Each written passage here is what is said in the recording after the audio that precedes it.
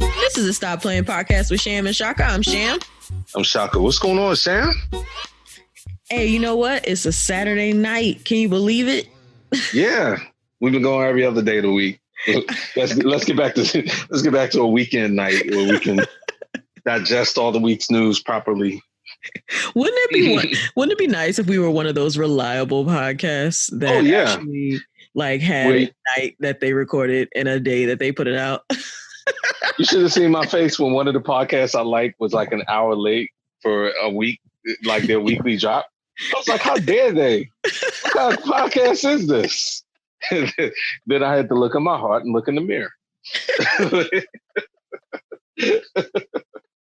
Nah, it's all good. I'll be scrolling through Instagram and I'll be seeing people's little podcast advertisement and they be like, new episode drops every Wednesday. And I was like, oh, wow, they're so good. Yeah. What kind of operation they running, man? Yeah, they can do the same time and the same. Nah, I mean, look, we're getting to a place, guys. You know, the family's been with us. Sham's gonna let you know in a second, how we're gonna get to those places and where you can see us. But we are getting to those places. Did I need a lead in for that? Nah. But if you didn't, there it is. See, that's another thing. We're getting to stuff like that, guys. You had to tell people what I was about to tell them? Like what? I do it all the time. Come on, now. That I do all the time. Completely spoil the bit. Thanks. Boom. I guess you're ready now for it. So you can catch us on any podcast platform available. Just go to your podcast app on your phone, or you can find us everywhere else. We're actually on Pocket Cast now, which we just added last week. So yeah, you can find us everywhere. Every single platform, guys. But and keeping with it, that's one of the things right before the show. I was like, I'm going to interrupt you and I'm going to step on the bit. So I keep my promises. Now, how's your week been? It's been good? Yeah, it's been actually pretty cool. Nothing really. Good. It's one of those kind of regular weeks where nothing really goes on. Those are the best kind of weeks for me. Nah, no news is good news right now. I mean, we got all kinds of news. Honestly, guys, I don't remember the last time I said this, not on the show, but to Sham before the show. We have so much stuff. We are really going to try to get through. We have a lot of good stories. We always say we got a lot of news. One thing this week, and I guess you can consider news, but it affected my life. The DC state of emergency, quote unquote, has been extended until October. So a lot of the government buildings and workings, even if they're open, will be open in limited capacity. But the restaurants and stuff like that are still going to be open, but with the rules. But I've started to get emails today from the mayor and stuff like that. All of us in DC basically need to buckle up for a summer of, same rules, stay in place, that kind of stuff. So that really was the big thing this week news-wise, but it also affected me because it kind of affected my plans for things I need to do.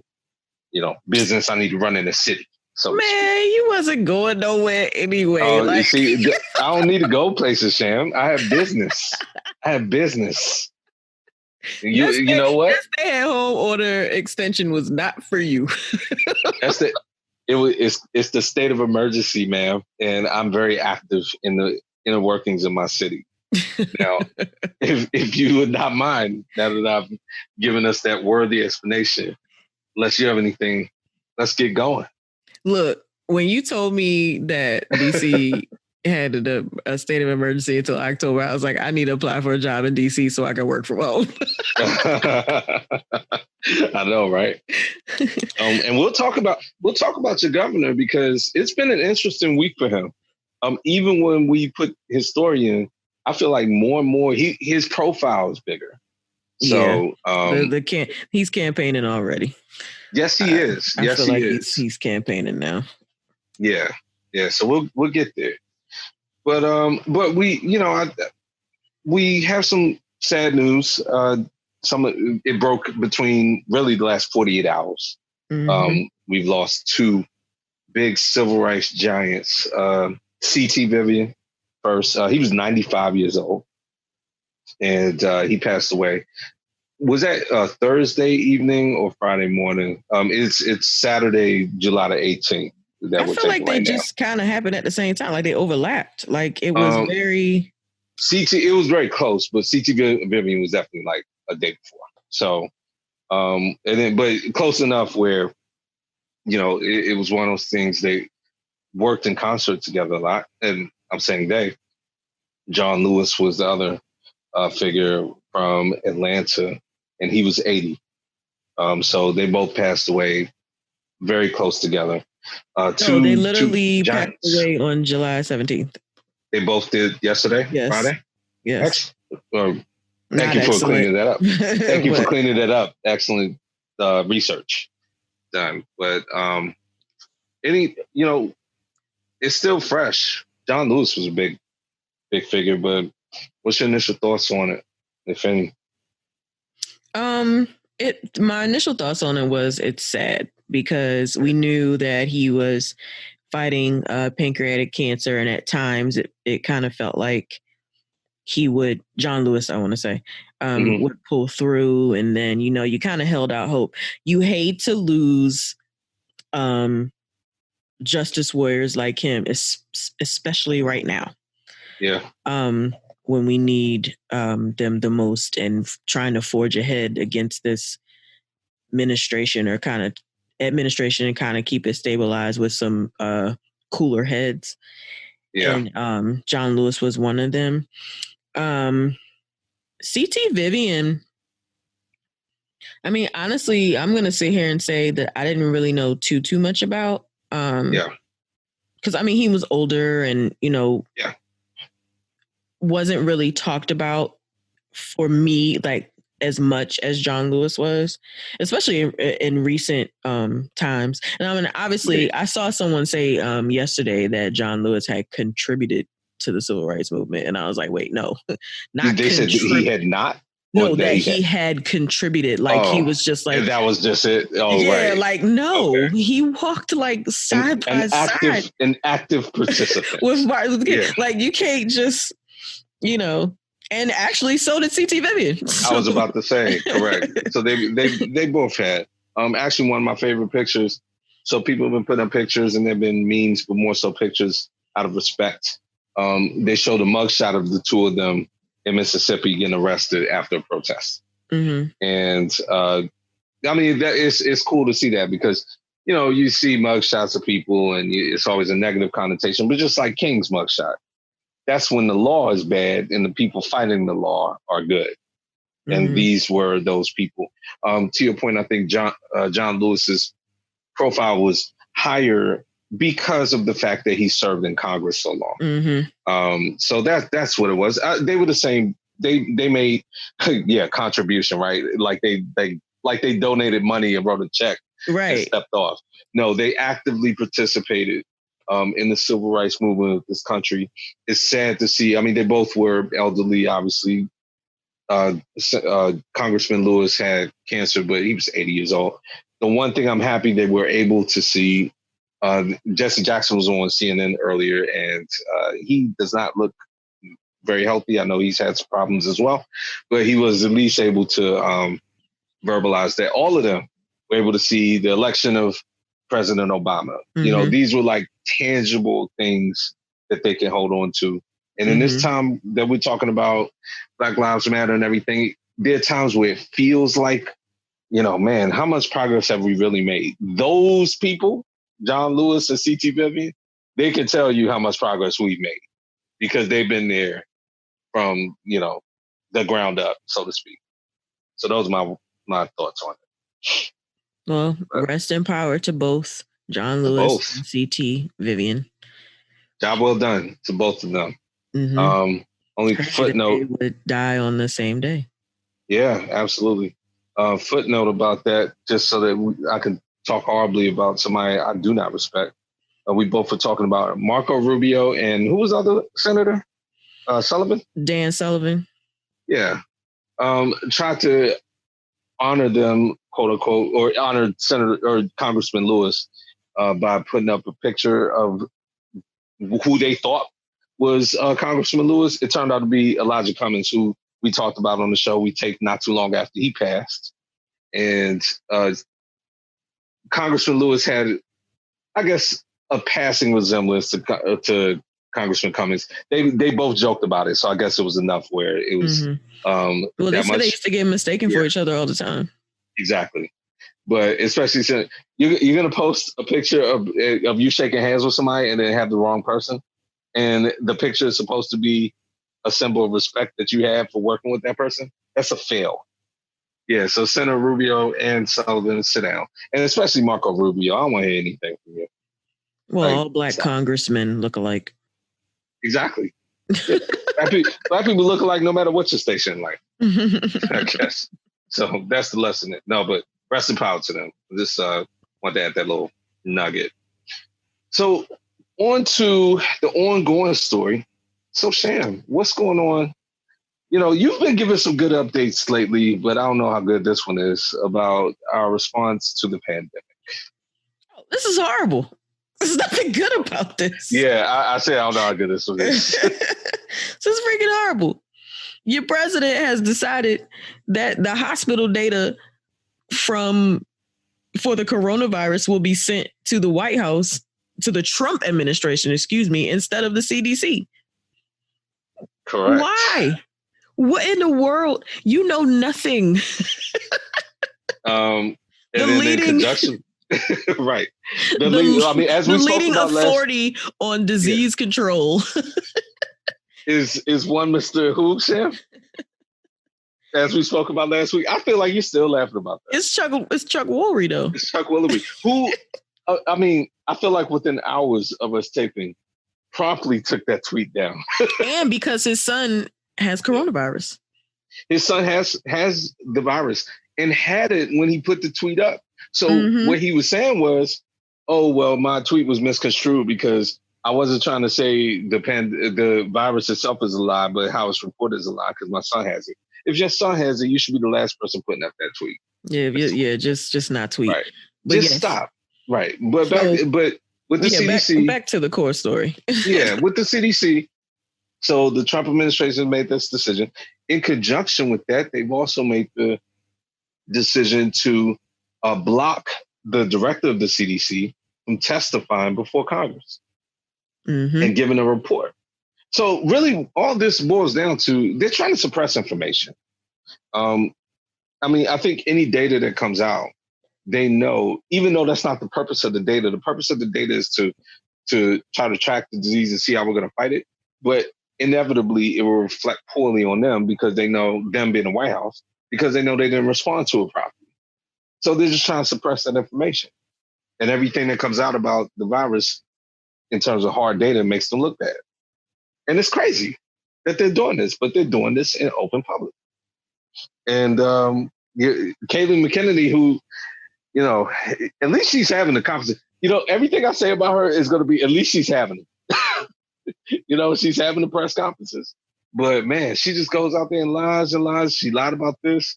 She lied about, in terms of why they're doing this. She at first didn't even want to admit it. So yeah, they're just going ham on this. But it's a terrible story. You're right. Yeah. And they're claiming it's because that the old method of reporting that the CDC has isn't good enough, basically.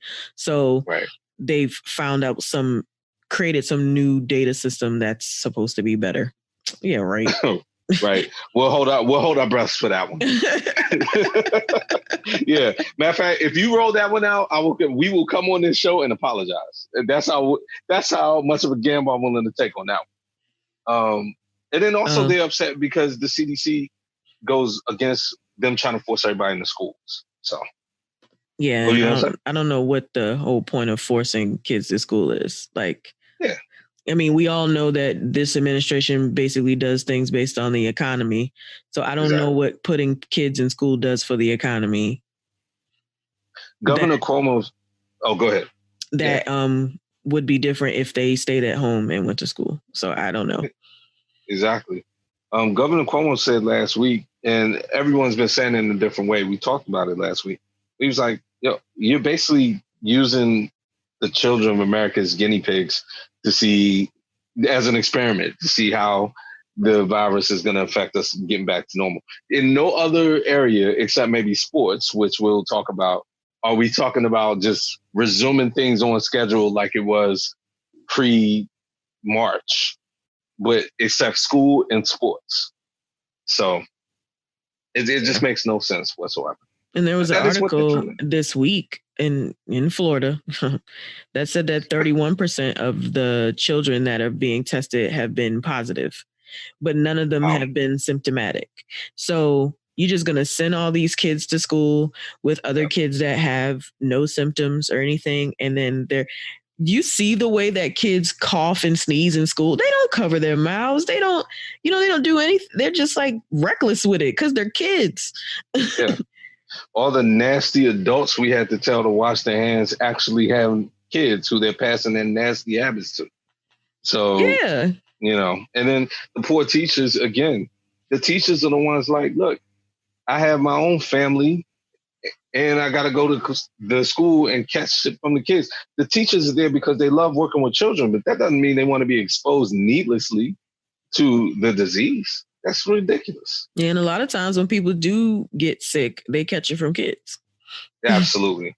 Yeah. Anybody who's at a job who, when their coworker comes in and said their kid's been sick, everybody's like, well, then you need to go home because that means you're sick and you're going to spread it to everybody else. And that was before this pandemic. So anyway, that's what 45 is doing. But, it's been a rough couple of weeks for them. Yeah. Your recent favorite online magazine, Politico. Yes. Put out an article which states that he decided to replace his campaign manager. So, I didn't give the guy's name when we talked about the story in Tulsa in TikTok Troll, episode number 72, which is number 71. Yeah. And I think we just gave 3 different episodes. So just listen to them all, guys, and then you'll figure it out. Yeah, figure out what TikTok Troll is. But anyway, Brad Parscale is the name of the former head of the Trump 2020 campaign. Now, he worked on 45's campaign in 2016 in a different capacity, which he's now gone back to. So he was head of the online/digital campaign. Oh, he just got demoted. Right. So he got promoted to that this time around, or to the campaign manager this time around from that position. And now he just got demoted back to it. And he's going to stay on as a consultant. They've been in the campaign, tried to, paint this a whole bunch of different ways. I saw their public relations guy come on and give a very funny interview on CNN where he just was completely bashing the media. And he was like, that's all you guys know how to do is report negative stuff. Brad's fine and we love him. They said, I dug into it enough to know that man had a meeting. It wasn't even in the political story. That man had a meeting and they say he was crying at the meeting. So I'll take whoever said that. I'll take their word for it. That doesn't sound to me like a man who willfully stepped down from that position. And we knew there'd be consequences after that Tulsa route. I mean, it was a quarter full in the arena after. And they said he was the one that primarily out of his mouth said there would be 1 million people at that rally. Yeah, they big mad about that because he was out there boasting. Yes, he was. He was coming on all week, Shem. Again, like I said last time, he would say, oh, we're up to 200,000. Oh, 500,000. We're going to have 1 million people at this rally, everybody. They said 45 was screaming on him for a week after that. He probably glad he got demoted. Yeah, he's like, just because of that. You know what? I'm fine with the senior advisor role. Exactly. Just put me behind the scenes, put me on the internet, and I'll build a link where people can send money. I don't want to deal with you every day. So that's the shakeup there. Really, it's not much news about that, except that it's a bigger reflection of what you've been talking about. The polls. Look, I know I've been skeptical about it. The polls are so wide at this point, they're only pointing in one way. That being said, I think even this week, it's just hard to take polls at their face value because I don't think Pullin is the same as it was, even 8 years ago, 4 years ago, 8 years ago. I think a lot of people lie when they get polled, number one. But they do expand their sample size, and they make sure they include people who actively say, I'm going to support Trump. And even those people are like, hey, man, but he's tripping. I don't know. So they had to do something to address the polling discrepancy that 45 is having in a lot of his states. So the new guy, the guy that he replaced him with, Bill Stepien, what do you know about him? I don't know much. He was the assistant. He just got a promotion. He was the direct assistant campaign manager. He worked on 16, and I believe he comes from a legal background. That's it. The thing about 45 and all his campaign managers, he did this a lot in 16. As we've talked about, he's had 4 chiefs of staff. He just needs someone there to be a placeholder, to really be a scapegoat if things go wrong. Someone said it best on the news networks. 45 is his campaign manager. He's his own campaign manager. And when things go right, he takes credit. When things go wrong, those people will get fired. So I don't know much about Mr. Sapien. I did see his name, but that he's worked on both campaigns, and he was the immediate sort of direct report to Brad Parscale. So we'll see what he does. With 4 months left. Yeah. Right. I mean, that's the other thing. But again, he did this last time. So, and also, 45. Speaking of 4 months left, your boy, Uncle Joe, doesn't have a running mate. Like, what are you doing, sir? And that's a great question. What was someone said? Did he say by August? I thought, or am I making that up? It's still mad late. I don't know. It is mad late. Like, why is he doing that? Now, actually, but then you think about it, wasn't Palin chosen like a week before the Republican convention, though? I guess. Yeah, so maybe, I don't know. I guess, look, these presidential elections are so long, I think time just drags out. We're just like, just pick the... I mean, he already knows who it is, or at least has narrowed it down. There's no strategic advantage. Just go ahead and pick, please, so we can keep this moving. But yeah, that's a good point, though. We need to look out for that. Oh, Uncle Joe he's trying to coast. And on one level, I'd be telling him to coast and like, don't do anything stupid. But on the other level, you do need to do something to show you're still alive. I mean, this has literally been the last 2 years. He's coasted the whole time. Why stop now? Right. Again, he gonna come on our show and be like, why y'all keep trying to tell me how to run my campaign? I mean, yeah. Keep resting on pretty. Yeah, exactly. All right. Well, speaking of future campaigners, your governor that we just talked about, the governor, Hulk Hogan, because he's Hulk Hogan to me until he proves to me he voting for somebody serious for president. But he can't. So all this is stemmed from a book. Is that correct? From what I understand. Yeah, it was an article actually. Okay. So it was an article published on Thursday in the Washington Post where he an op-ed. Yeah, where he basically talks about Trump's early response, like when it first happened to the coronavirus pandemic, as quote unquote hopeless. Mm-hmm. And it's an excerpt from a forthcoming book. So, right. Kayleigh McEnany kind of was like mad about it. But his thing is like, look, I've been very upfront from the beginning of this. And when I think progress has been made, I'll give them credit. Like, yeah, what are we doing? Yeah. The whole response sucked. I said that part, but you know what I'm saying? But I mean, he basically said that. He basically said that. Hey, Sham, I like how he gave props to his wife and went over the whole testing kits thing again. Hell yeah. In the book.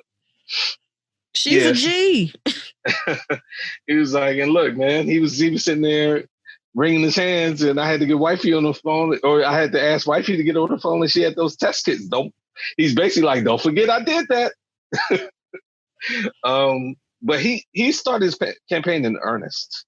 And the reason I say it's been an interesting week, to your point, so he has a book coming out, and this op-ed used some excerpts from the book, but it was its own standalone op-ed. He criticizes the president a lot in it. in the op-ed. Mm-hmm. But this book, as more and more excerpts are coming out about it, I think he's starting to see the scrutiny that you're going to get when your profile has risen to the point where his has. And Governor Hogan, I would say at this point, I would think he and Andrew Cuomo, and he are probably the two most recognizable governors in the country at this point. Maybe Gavin Newsom, only because it's California. Mm-hmm. Oh, and we'll get to a couple other recognizable ones for other reasons. They're recognizable for bad reasons. Yeah. But, and he's now being, I think, quite frank about his intention of running for president in 2024 and laying the groundwork for that now. So now you got, Stephanie Rollins Blake, who we talked about on this show. She's come out against him with some stuff he said in the book about Baltimore, and he's getting attacked from, minorities and stuff. But I think this comes with the territory, of your profile rising. So I didn't know how much of that you had seen over really even the last day or two. As it seems as just more and more stuff is coming out, people coming out against him. So I wanted to get your thoughts on that. Well, yeah, it's like you said, that's gonna happen. I mean, it's so funny. Like, I feel like his response to this coronavirus pandemic has been excellent. Like, I feel like he's done everything. He's used every resource, anything that he could possibly do to try to right the ship as far as this state is concerned. Yeah. But you have to remember, he's a Republican governor in a blue state. Yep. And I've read articles about how people felt about his handling of the pandemic, and people are kind of crazy thinking that he looked at this, and I mentioned this prior, that he looked at this as his way of being in the spotlight. No, right. He's not that guy.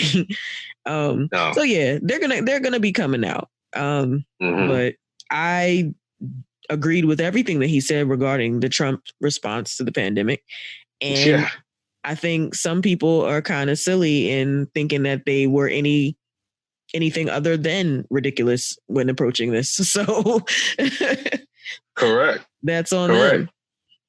One thing I thought was, man, I was like, Larry Hogan, don't get me on your bad side. So again, he's put a lot of excerpts. Oh yeah, he got some good quotes, some quality quotes here. He was talking about how he contacted. It may have even been the CDC person or the National Institute of Health. It wasn't Fauci. It wasn't anybody related to that, but it was somebody else when the pandemic first broke and when he was trying to figure out what he was going to do about the PPE and all that stuff. And he said he talked to the NIH director, Francis Collins. There it is. Oh, so you know the quote I'm talking about. Can you go into this? Because I was like, yo, don't get me on the phone with Larry Hogan asking for nothing, because it might be in this book.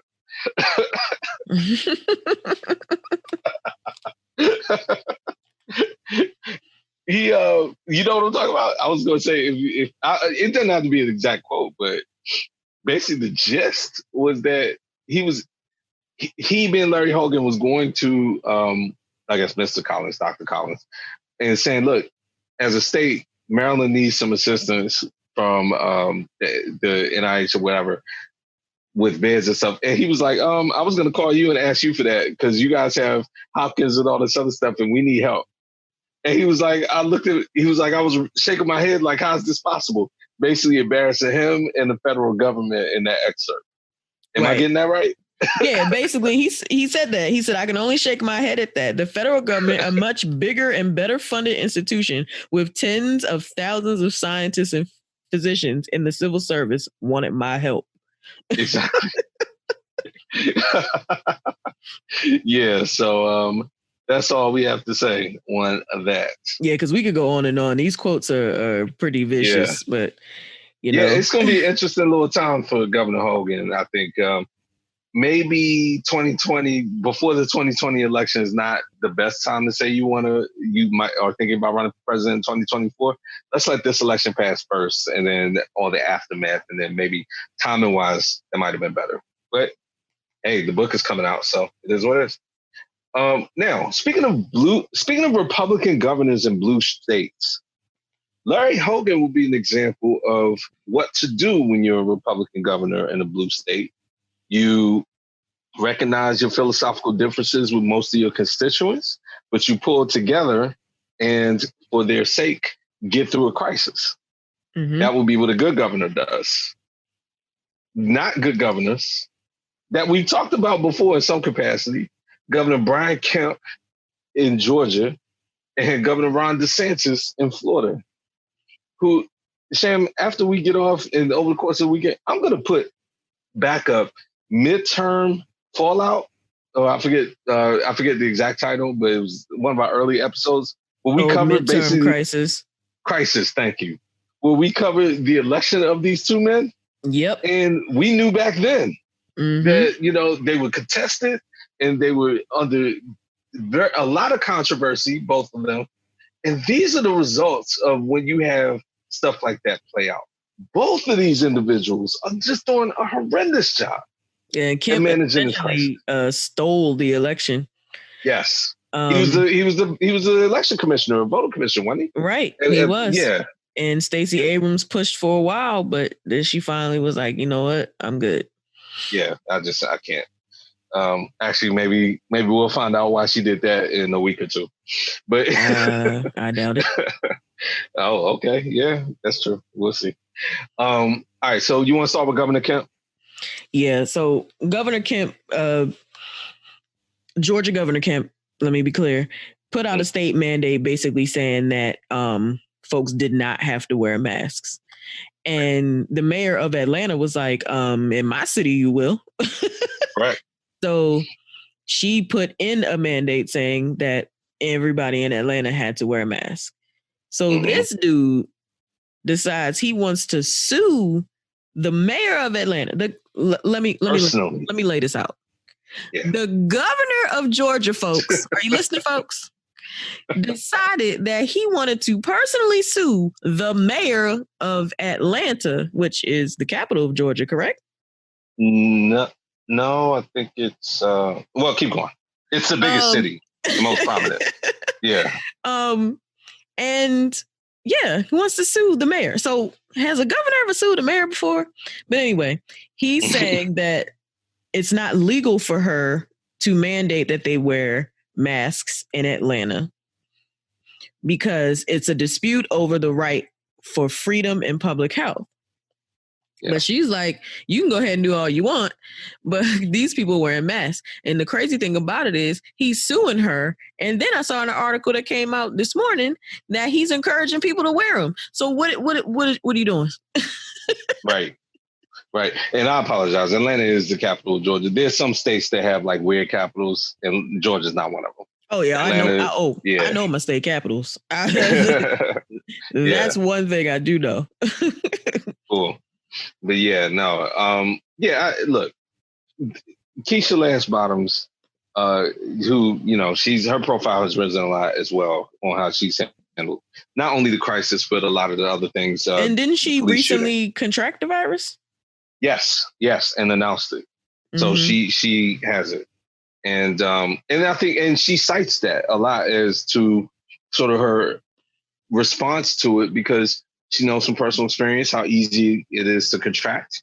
And the statistics there are driving this. Atlanta is just like everywhere else, just kind of like DC, where, even though we've taken measures, the virus is still spreading, and the statistics are showing that you got to kind of scale back and go back to phase one for those who weren't on phase sham or shaka, or phase whoever they were. So she was letting the data drive her decision. Governor Kemp has cited business owners, quote unquote, who are saying that this is affecting their business. And Mayor Bottoms is basically like, sir, affecting your business, when you have dead people, that's going to affect your business too. Like when you have sick people and dying people, we have to get the virus under control, period. So he's suing her personally, saying that it's unconstitutional for her to mandate wearing masks. And that's where he is, even though he himself is wearing masks now and quote unquote encouraging people to do it. Yeah. Right. That's the stupidity of all of this. You said it before, do as I say, not as I do.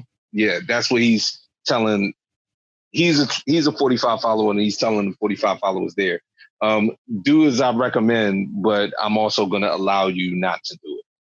It's ridiculous. Now, I would say that would have been the most ridiculous statement of the week, Sham. However, his neighbor to the south, oh boy, it's a race to the bottom down there. I feel like a lot of times we've had stories like this, right, where one southern state has this horrible legislation, and then the one next to him is like, hold my beer. Let me top you on that.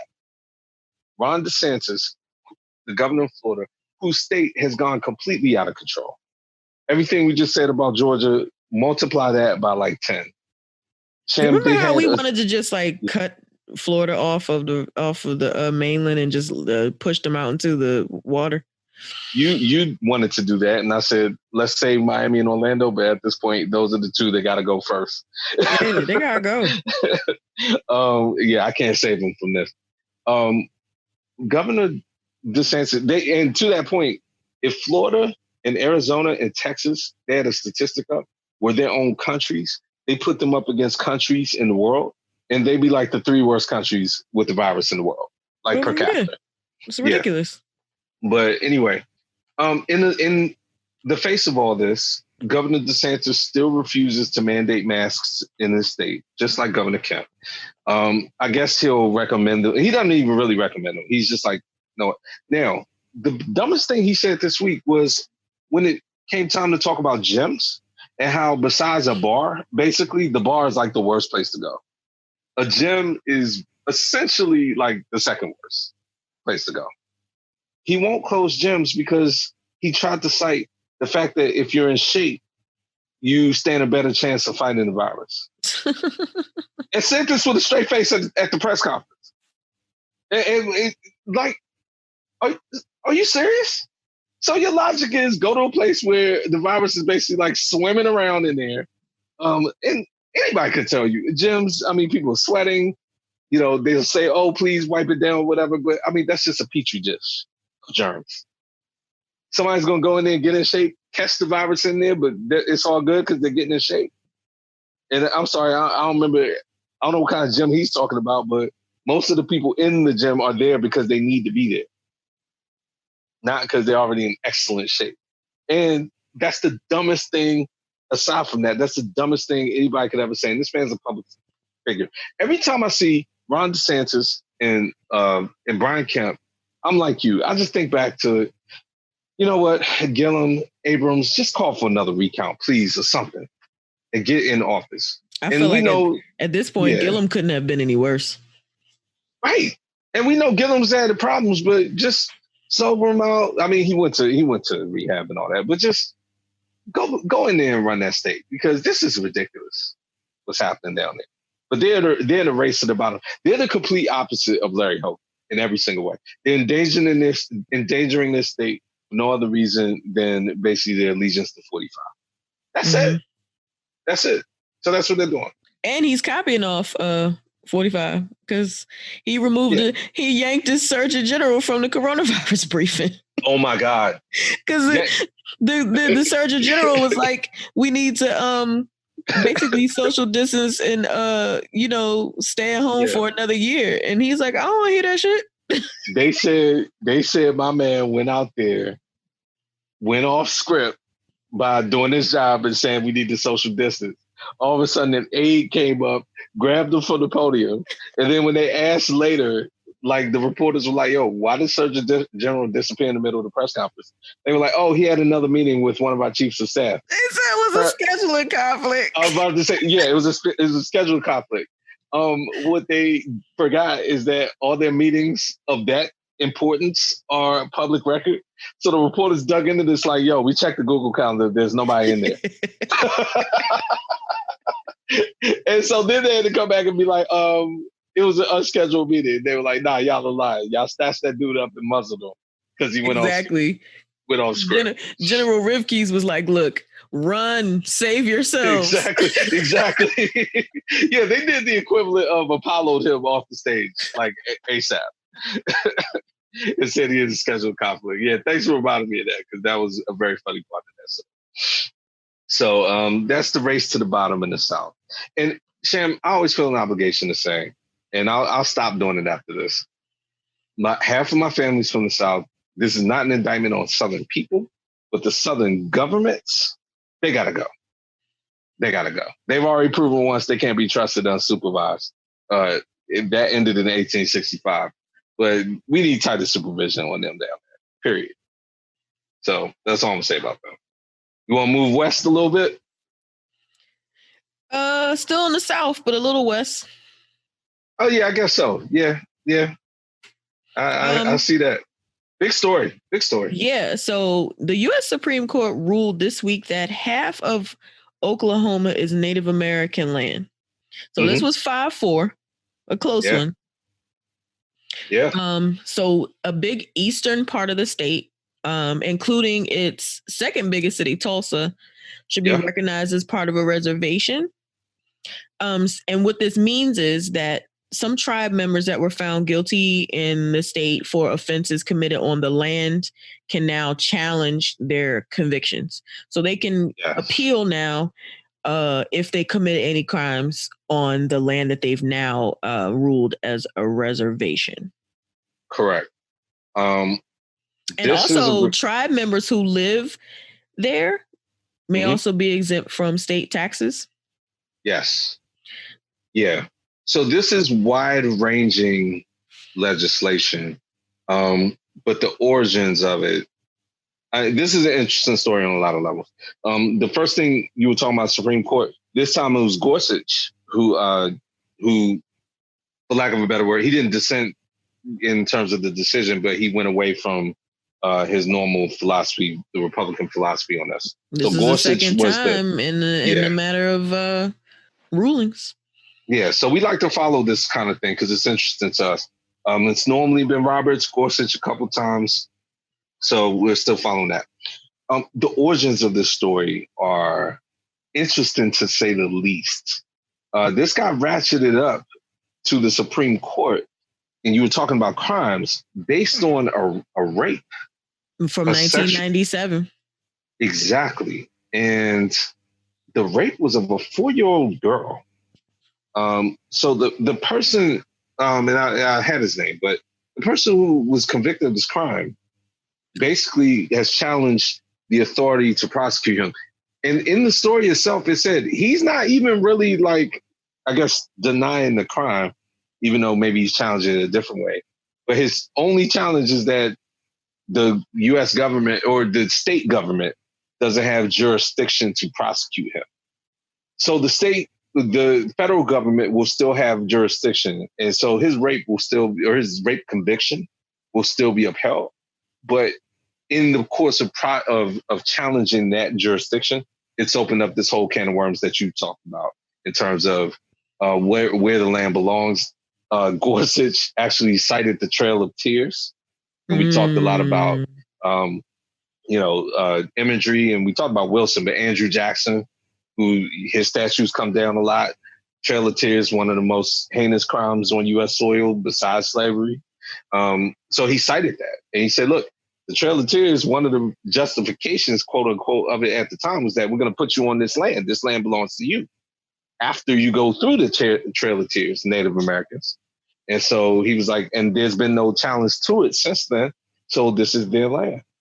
So this will open up a lot of things in that state. But I just thought it was interesting because sexual assault is a big, big, big thing on like a topic when you talk about Native Americans and reservations and all of that because of the jurisdiction, the laws, and how it gets covered up there. So the fact that it stemmed from this was very interesting to me. Yeah. All right. Yeah, I mean, it's not a good thing that it came from that, but, you know, it just goes to show how our legal system works. Like even the worst things like that ratchet up to the Supreme Court. So it's something to keep an eye on. The big thing is now, okay, well, if the land is theirs, then what do you do with it? That's really what I'm going to see, what I want to see. You talking reparations, Sam? Oh, there's a lot of money out there that's the government has been kind of holding on to that people on reservations deserve. Yeah. Yeah. Yeah, but I actually worked with a lady who was able to get that money for those reservations. It's interesting how our government, state, federal, has pockets of like money that nobody knows about. oh yeah. And it only takes like a person to do the research and find out, oh, it's just been sitting there waiting for somebody to get it, but they're not going to tell you how you can get it. Correct. And again, also interesting that somebody can assault a 4-year-old girl and then get this up to the Supreme Court. And even though that person deserves to be in jail forever and lock away the key, it may introduce some opportunities for legitimate people with legitimate concerns. So we'll see how that plays out. But that's a big story. And honestly, I love that 45 had to shake things up this week. We haven't even talked about his book or the book of his niece. Sham, I think I might buy that. So I wanted to end on a bad note for 45. I'm going to buy that book and I'll give a juicy summary, if not our next episode, an episode down the road, because I can't wait for her to read all the family secrets she reveals. Yeah. So unless you got anything else. According to her, he's a sociopath, which we could have surmised that. Yeah, that we knew. I just want detail. All right, but unless you got anything else, that's all political news we got for tape. And we got some big entertainment stuff coming up. What's going on? Shoot, the biggest entertainment news this week was that of a Nicholas Cannon. Yeah. So it seems like every week some dominates the week. We put the red table down, and then Nick Cannon, I feel like he picked that ball right up and was like, I want to be in the news this week. Man, can you lay this one out for us, though? So Nick Cannon, on an episode of his podcast, Cannon's Class, he interviewed Professor Griff. How about that? Yeah. Where's he been? This one of them stories, like wherever he goes, maybe he needs to stay there because he gets people in trouble. Right. Because so Professor Griff, for you youngsters, was a member of Public Enemy. And he left the group and he was making some anti-Semitic remarks. Right. So this gave Nick Cannon the platform to kind of elaborate on how Black people are the true Hebrews. Those are Israelites, for those who don't know. And talked about conspiracy theories involving the Rothschild family. And so I think the big thing that he said that really set people off is when he called white people savages. Yeah. And so some have said that some of the things that he said is true, which a lot of it is true. But I think the fact that he called white people savages was the thing that really got him axed from Viacom. So I say all this to say that he went on a rant and Viacom got wind of it, and his 23-year relationship with Viacom has now ended because they have cut him. And do you know that I recorded an episode of Wild 'N Out on Tuesday night? And when I went to press play, it was an old episode of The Fresh Prince of Bel-Air. I was hot. They put the hook on that real quick. You know, and you just laid it out. One other thing, he was saying that nothing that either Professor Griffin said before or that he was saying right there could be considered anti-Semitic because, as you say, he was saying Black people were the original Hebrews. Now, you know, then it became a debate of, all right, well, whether it's anti-Semitic or not, in your opinion, it's definitely anti-Jewish and then also anti-white. That's where a lot of people were coming from. You know, Nick Cannon got himself in a more sophisticated way, the same trouble that Deshaun Jackson got himself into. And we didn't really put that on the show, but I think a lot of people go into a depth that they're not ready for. If you listen to that interview, a lot of people say, I listened to it, he didn't say anything wrong. Well, all right, we can have a debate on that. There were wrong things he said. That's my position on it. Some stuff was not wrong. Some stuff was wrong. Period. But either way, I feel like he was trying to be a little bit too cerebral for his own good. And he was walking into stuff he didn't know what he was talking about. He was out kicking his coverage. Yes, he was. Very much so. And that's a phrase you use a lot, and that's used a lot. And this is exactly the horrible result of doing something like that. It's bad enough when you do it when you do it in stuff like politics and religion. I know I talk politics a lot. You won't hear me talk about stuff I don't know about. If I feel I know about it, sometimes I feel too confident about knowing about it. But at least I feel like I can come from a place where I've done some research and know what I'm talking about. I mean, even when you saw him talking, he was like, he was making his point, but you could tell he was like feeling his way through his point. And you can't do that when you're talking about race and when you're talking about religion and discrimination and all of that stuff. And that's what it frustrates me a lot when these things come up. And then he kind of didn't really, I mean, he exposed the fact that Viacom ended their relationship. He was very defiant at first. Then he kind of went on the thing about how he wanted to apologize and clarify, and then he got mad at some of the black people who were calling him a sellout for doing that. If you saw that. I also saw that he contacted the head of Viacom directly. Mm-hmm. A woman who I believe must be Jewish because, and I did not research that, I'm just going to clarify, because he said that he wanted to actually talk to her and kind of have a dialogue about the things that were said and try to hear it from her perspective. So I was making the assumption that she must be Jewish. But he said that she never returned his call. And that's when he really felt like they were just trying to be hateful. Right. And so it didn't really want to have a legitimate discussion. They just wanted to put the image out there like, we're just going to cancel this dude. And then he went down the rabbit hole of making a bunch of, now he sounds like he is having a tantrum, making all these demands. You better give me my $1 billion Wild 'N Out show that I created. Y'all aren't going to treat it right.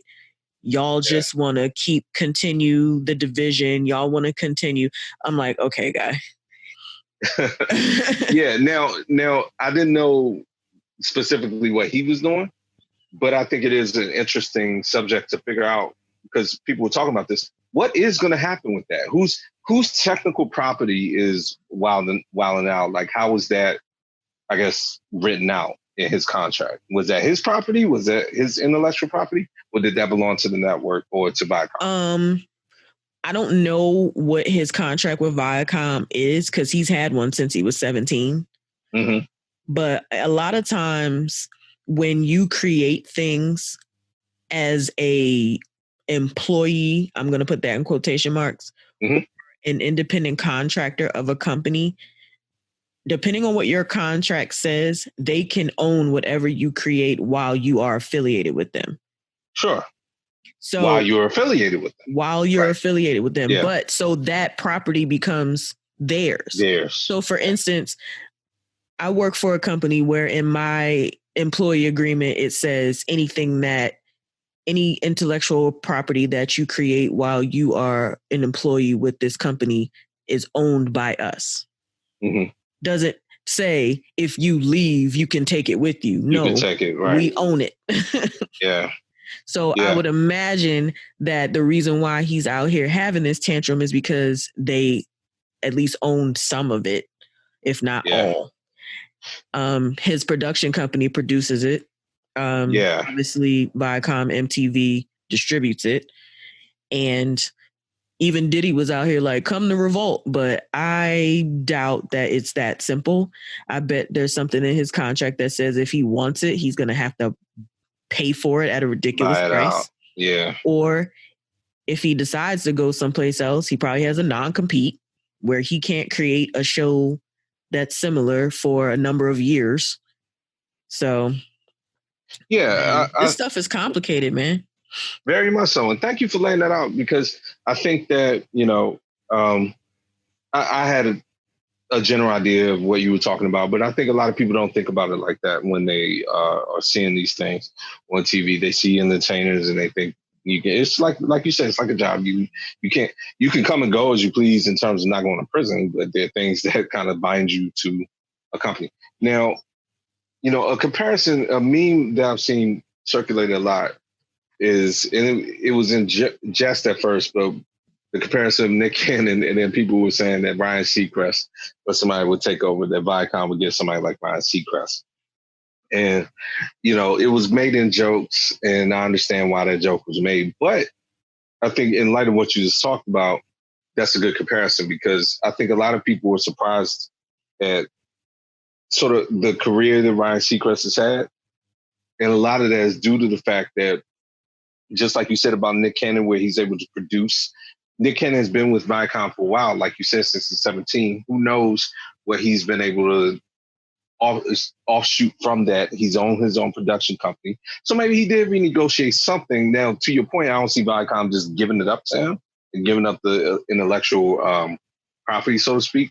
But maybe he's able to leverage things like someone like Ryan Seacrest has, turn his production company around into something where he owns a lot of these products, or can at least withstand a challenge from Viacom if he wants to create something similar. But if he's going to go in a temper tantrum like this, that doesn't really reflect that. I think we're headed for a big court battle. That's what it sounds like that he's setting the stage for. But he needs to get out of social media if he's going to do that. So I'm behind closed doors if that's what you want to do.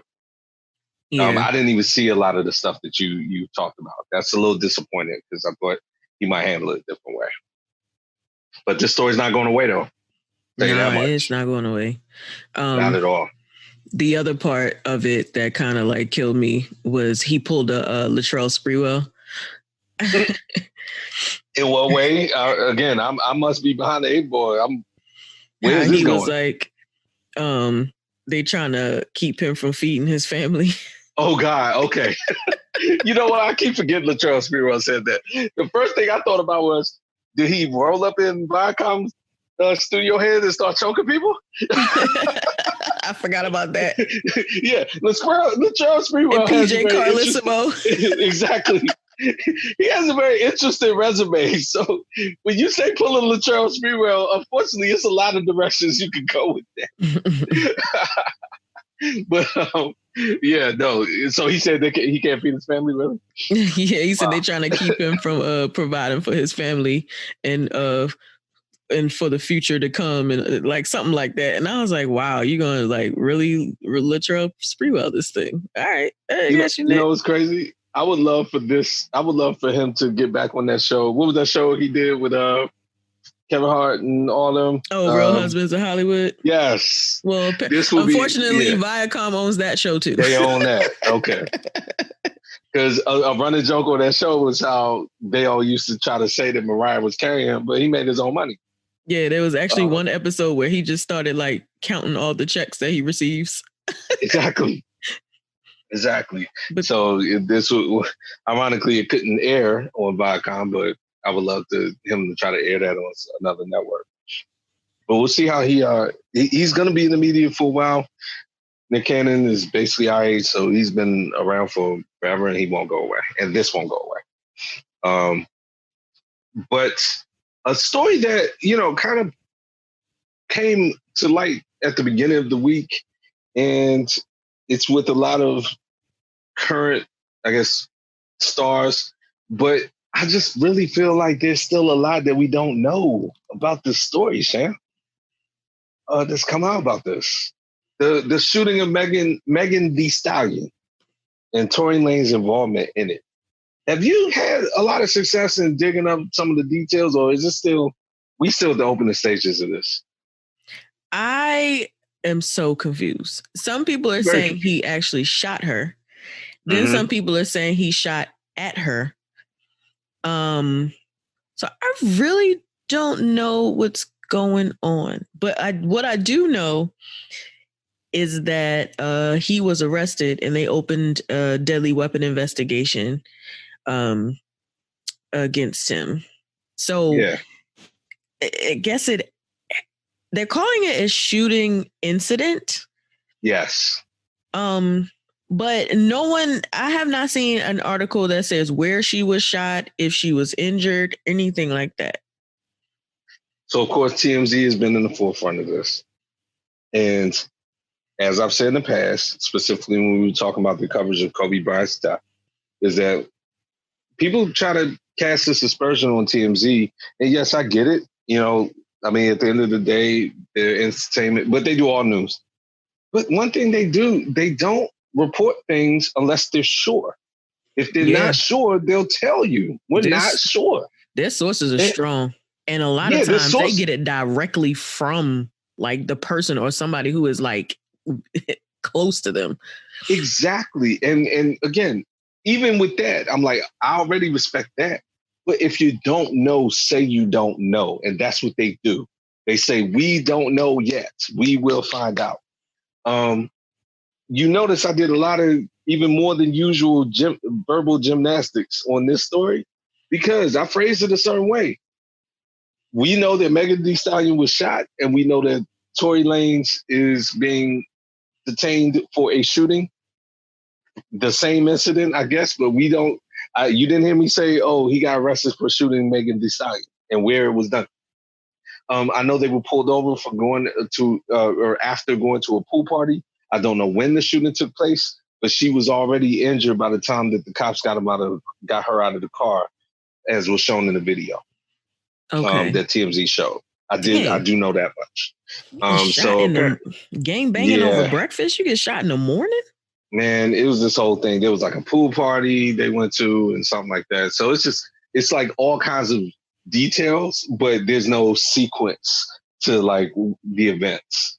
One other thing I saw in the story was that she was a little upset, and rightfully so, I think, over people like made this into a joke on social media. Oh, I saw the Harlem Nights meme. Yeah, with Della Reese, and I love that movie, but like somebody getting shot, that's nothing to play with. Nah, and she did get shot in the foot, which is why the meme was relevant but very uncool. But quick shooting her in the pinky toe. Yeah, that's the movie. That's the movie, guys. Well, she did put a statement out. She said that she suffered gunshot wounds as a result of a crime that was committed against me and done with the intention to physically harm me. And she underwent surgery to remove the bullets, which is regular, what you would do. And it's that statement I'm referring to that she was unhappy about the light that was made of it. Mm-hmm. Yeah, that's crazy. Like, what is their backstory? Were they dating? Like, I don't. It's a lot. It's a lot of blanks need to be filled in. The thing that interests me the most, it's not like this happened yesterday, though.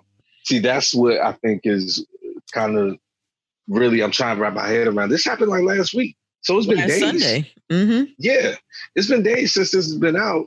And she's put out a statement and the cops are picking up Tory Lane and they're trying to even do all stuff. But it's just still like information is really just trickling out.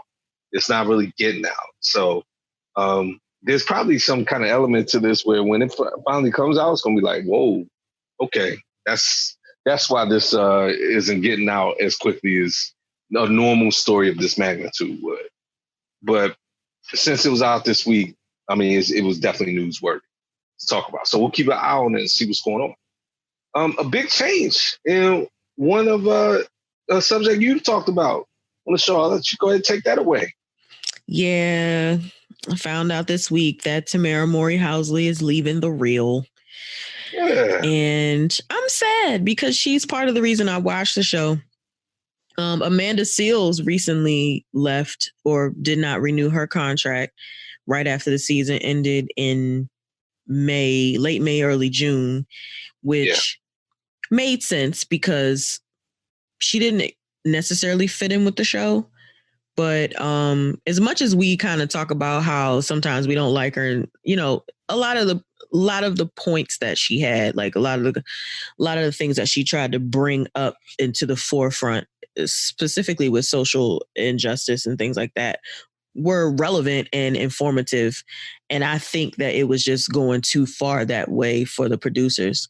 Now, Tamara, on the other hand, who had been on the show since inception, she didn't really say why she was leaving, just that I guess she just wanted to spend more time with her family. I guess that is a reason why, but like she didn't say anything specifically about the show or its production or its direction the way that Amanda did. No, she didn't. I read the statement. It was a real nice statement. It was very professional. She mentioned, like you said, she mentioned spending time with her family, but it was a very short mention at the end. Right, because it was also the same day that they found Naya Rivera's body, so she didn't want to she didn't want to make her leaving the real more important than that. So she said that she would come out later and I guess say more. Right. But it's really sad to me because, most of us grew up watching or knowing about Sister. And I've mentioned on our podcast before that the one thing about that show that I really liked was that for the first time there was a panel talk show, and I felt like the women on it were relatable. They were my age. They were people that I grew up knowing. You know what I'm saying? So for her to leave now is like really sad. And honestly, I don't even know if I want to still watch. I mean, she wasn't my favorite member of the panel, but her presence was really important in how the panel worked. So I don't know. Yeah, and I'll never, and I still won't pretend like I've watched the show. I have seen it by just happenstance at times. And you mentioned it, so that has prompted me to, like, if I came across it, kind of stop what I was doing and maybe see what they were talking about. And a few things I've noticed. One, you've mentioned a couple times, and you've made reference to things that she specifically, Tamara, has said on the show, especially about the fact that she's mixed and she is also married now, I believe, to a white man. That you brought that up, and it was in the context of we were talking about like interracial relationships. And please stop me if I have this wrong, but I remember all this. And so I thought that was interesting that she's brought all that up. And in general, and please stop me if I'm wrong here, because I only have a small sample size. But when I've seen the show, in comparison to the shows like it, like The View, I like the vibe on The Real because they have different people with different unique backgrounds that I think all those shows try to aim for, but you don't get the just, it seems like visceral cattiness that comes on like The View. Like The View, they just sit there and yell at each other and argue, right? Oh, yeah. Or at least that's what it seems to me. They don't take the time to see if those people actually work together. Yeah, like The Real, like there's a chemistry there and they could disagree, but it seems to be a lot more of a flow and a natural like chemistry with the group. Yeah, and they're more like a sisterhood, and they actually all hang out together after. Like they go to each other's houses, they have dinner together. Like they're real like friends. So, and you can see that. And I think even her statement, even though it was a pretty boilerplate template professional statement, there was a genuine sentiment there. She referenced them as being sisters and said she would miss them, and it was basically like even if what I got from it was, even if there was a reason behind her leaving, it would never come out. It's not going to come out, at least not from her end. She's going to keep it cool and they're going to be cool. But I didn't really get in a sense it was a big, like, negative reason. I think she made her point pretty well. Like, she'd been on there for, I think she said, you would know, 5 or 6 years. And she's just ready to move on and do something else. Mm-hmm. Yeah. So we'll see. We'll see what the future holds. I guess you owe it to yourself. You're very loyal, where you'll watch it to see how it is after her, but probably not that much if you don't like it. Is the impression I can't really stomach. I can't stomach Lonnie Love too much, and I think the fact that Tamara was there to kind of counterbalance that, it was. So we'll see. Now, I didn't see anything in the statement about a replacement, so I would hope there is one. Right? They're going to keep the same number of people. Well, now they're down to 3. So, because initially it was 5. Tamar was the first to go. And you know what I didn't put in here is that Tamar Braxton attempted to commit suicide yesterday. Yes, she did. Maybe Friday, maybe Thursday. Maybe Thursday going into yesterday. Yeah. So I did not mention that. So prayers for her. Now, is that confirmed? I know all signs are pointing that way, but everything it was I read confirmed. was that she left a note. Oh, it was. Oh, okay. She left everything a note. I saw. I didn't see a note. So okay. Yeah, she left a note, and she had a combination of pills and alcohol. It definitely was confirmed. Yeah, so I meant to add that, but since we're talking about The Real and she was one of the original hosts, I just wanted to slide that in there. So prayers up for her, and I guess we'll learn more as that's uncovered. But there was indeed a note, and she did attempt to take her life. Yeah, but she was in stable condition the last that I read. Okay, good. But it was you'd never want that to happen. You don't. No, and she has her show. Or at least she's part of the show with her sisters. So I don't know. She has a show by herself that's going to be airing on We later this month. And I think it was actually supposed to air this Thursday. And then there's a show she has right now running on VH1 with celebrity hairstylist Johnny Wright. So, but yeah. Yeah. Well, we'll keep an eye on that, and you let us know how The Real is, how real The Real is going to be after this. Yeah, how about that? Yeah. But some other changes to a couple of, or at least another show. I'll put this out there right now. The biggest thing I got from this was how long this show was on. I shouldn't have been surprised, but you go ahead. Yeah. So Dancing with the Stars has announced that Tyra Banks will be the new host, which is random as I don't know what. I saw that while I was reading about Tamara, like on the little sideline of other stories. I was like, hold up. Didn't she do like a year stint on America's Got Talent after Nick Cannon was fired?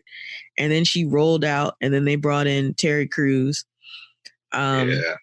And the thing about Dancing with the Stars is Tom Bergeron has been the host since the show started.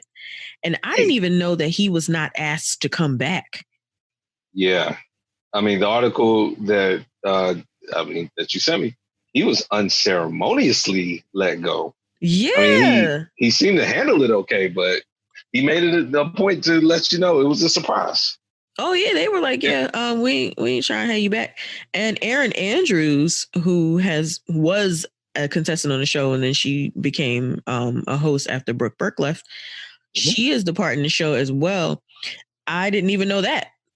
And basically, their exits came very sudden. And I wonder if, honestly, Erin Andrews was tied with his.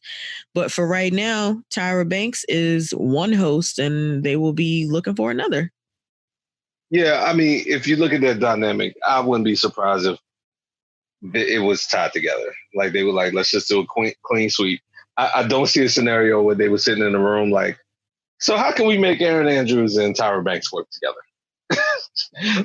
And if there was a conversation, I don't see that conversation happening for very long. So I didn't even know Erin Andrews. That shows you how much I watched Dance with the Stars. I didn't even know she was a hostess of the show. I remember her being on it, but I definitely didn't know. It was on for 15 years. 28 Dance seasons. with the Stars has been on. 28 seasons, 15 years. So he definitely is going to have all his bag, Tom Bergeron, from that.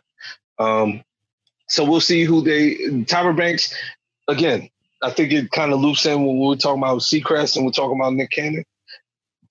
She's known as a star, but because of America's Top Model and everything else, she's her own brand at this point. Bankable Productions. Yep. And she's executive producer of this. She will become an executive producer of the show. That's what the article said as well. So, and she put out a statement saying, I'm looking forward to wearing both the host and executive producer hats. Is what she said. So good for her. We'll see what kind of she's making her little moves. We'll see what kind of imprint or what kind of differences will come out of the show from her holding that title, if any. Mm-hmm. So that was one thing. Good for her mama too, because her mom taught her very early to brand herself and to make sure that she owns her her stuff. So since she was a teenager, she always credits her mother for being that person. So. Well, she took that lesson to heart because everything she touches, she's like, I'm not coming in there unless I'm being the producer. Right. and then look, and then she'll, in the statement or whatever, she'll go back and be like, oh, this reminds me of my days on the runway to remind you she was a model. But like when it comes time to get that contract hammered out, like I want the production credits. Put me in there. So she have it both ways. And mom told her well, I guess. Smart lady. I want to squeeze the story real quick in because we won't have time to go into it today. But Jeffrey Epstein, we haven't talked about that story since then, but it did break, and we probably could have put it in the news. I just wanted to make sure we at least mentioned the fact that her name sometimes escapes me, but Ghislaine Maxwell, is that how you say it? Sure. Ghislaine? We'll go with that. Let's just go with that. The lady who's getting ready to go to jail for a long time, Maxwell, was arrested and picked up, and of course, all the speculation now is she going to be able to make it to the hearing to name names? But her bail was denied, so she's in custody. So that's the next chapter in the Epstein drama. Could be news, entertainment, what have you. Nothing entertaining really about it, but wanted to make sure we threw that in there. What we got after this now, Sham. This was a good story. I like that you sent me. I think you're indulging my obligations to HBO. No. Are you trying to help me out? No, I'm not.